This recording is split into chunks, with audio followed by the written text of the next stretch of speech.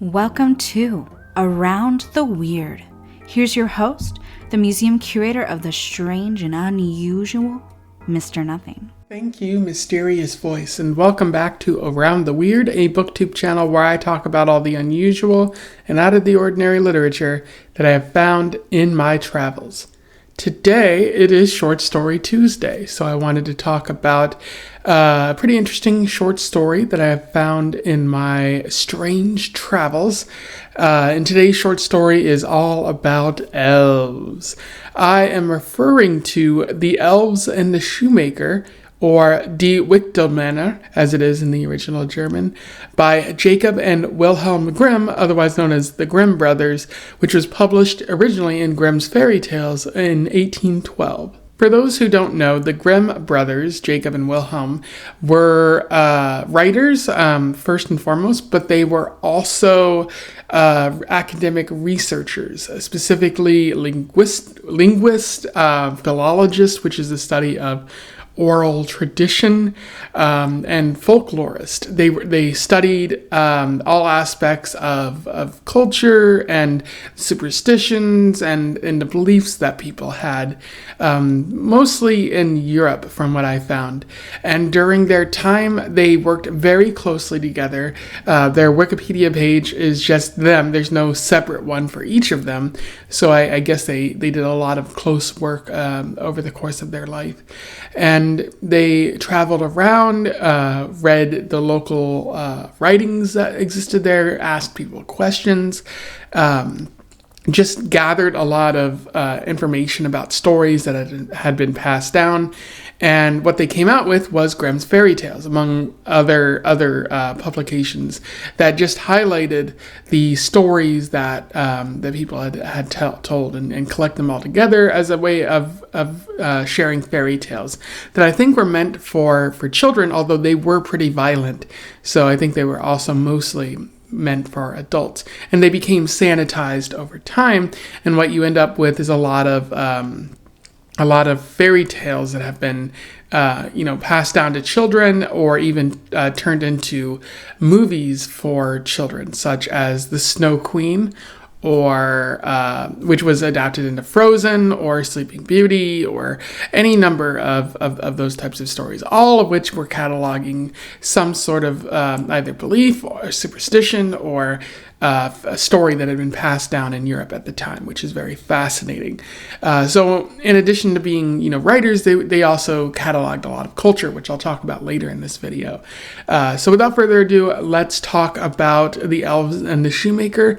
I will do a summary, a little bit of analysis, and we will move on from there. So The Elves and the Shoemaker focuses on a poor shoemaker who is struggling with his business, and he's down to a last pair of shoes that he has to sell in order to continue his business in the future. And he, before going to bed, he sets out that pair of shoes, goes to bed, and when he wakes up in the morning, he discovers that the shoes have already been made in a very professional fashion. And someone comes in and says, "Hey, I want to buy those shoes," and they do. And he has enough money to get equipment for two other pairs of shoes that he can make and then sell. And he does the same thing, sets them out at night, goes to bed, and when he wakes up, he discovers those shoes have been made too.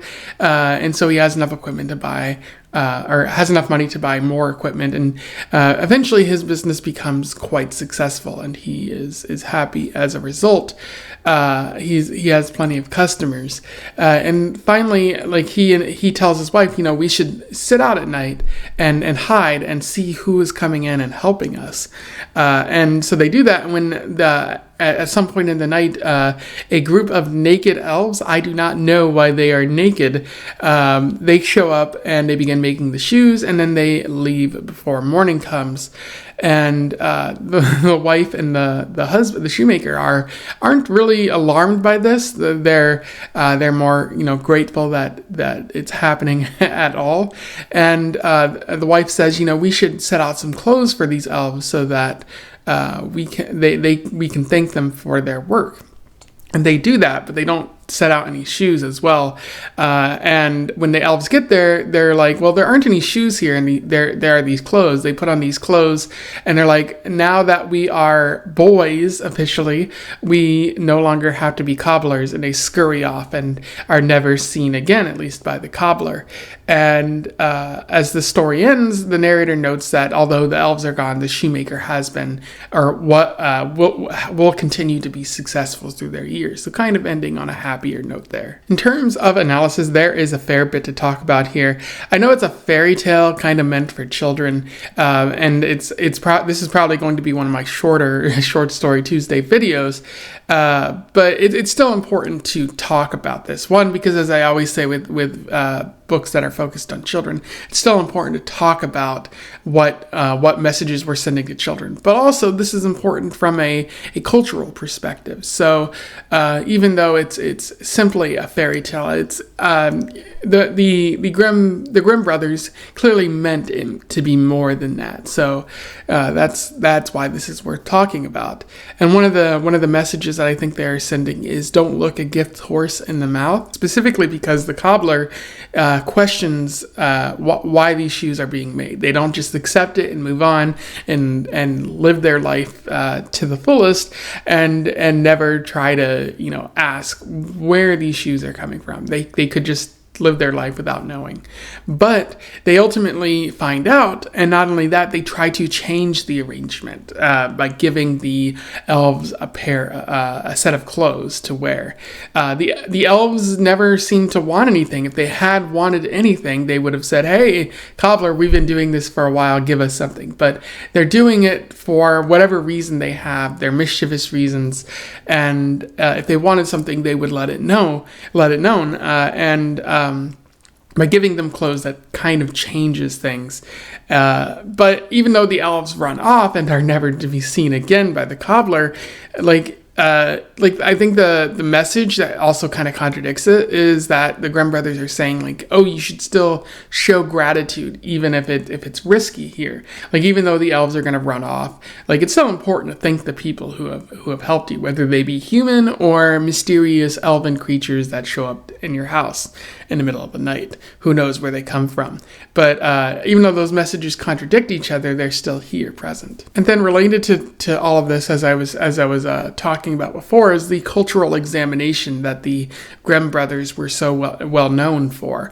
Just going all across Europe and trying to find out more about the cultures that were there, sort of being early historians, linguistic historians, folklore historians. And by looking at the story, you can see a bit of the culture that existed at this time, or even a little bit in the past. Specifically, the job, there's a job called a shoemaker, a cobbler. So you don't see a lot of those jobs these days because they're often, taken by machines and whatnot. But you can see from the story that a cobbler is a job, and it might not be a very financially satisfying job because the shoemaker was poor. But if you work at your craft long and hard enough, you can be successful. And they're not offering any judgment on the job as a shoemaker. It could be a noble job to the Grimm brothers or to this surrounding community that the shoemaker exists in. And then another aspect of this culture is the fact that in the story, the Grimm brothers specifically say that the shoemaker prays before bed, and that also they're celebrating Christmas. So that means that in this society, religion is important, and also that religion that's important is Christian. So the people of this area believe in Christ, believe in God, or believe in something of that nature. So that's something that's revealed through this writing. And then you also see the elves and the leaving of clothes as something that sets the elves free. So you see that in Harry Potter, where giving Dobby, the house elf, clothes sets him free. So I think this is something that's part of unspoken deal in in fairies or in fairy magic or something, that if you're contracting fairies to do something and then you give them clothes, that might set them free, or if you treat them as human, that might set them free. But you can see, like, elves are real according to this superstition, this fairy tale that's being told.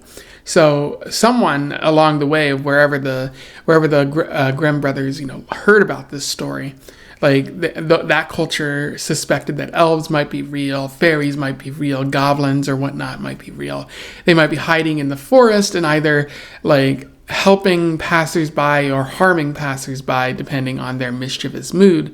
And in this case, they wander into town or nearby town and they begin helping the cobbler, kind of at their will. And when they decide they no longer want to do it, when they get closed, they just wander off, and it's not their responsibility anymore. So you get a feel for the kind of superstitions or the strange things that these cultures might have believed, their folklore, in addition to some other aspects in this story. Anyway, those are my thoughts on the Grimm Brothers, the Elves, and the Shoemaker.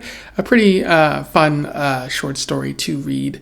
I do think it's important to explore the Grimm Brothers fairy tales. Like, obviously don't read all of them, but read through a large chunk of them, just because it helps to understand the times that came before, the stories that we pass down, and ask why we pass down those specific stories.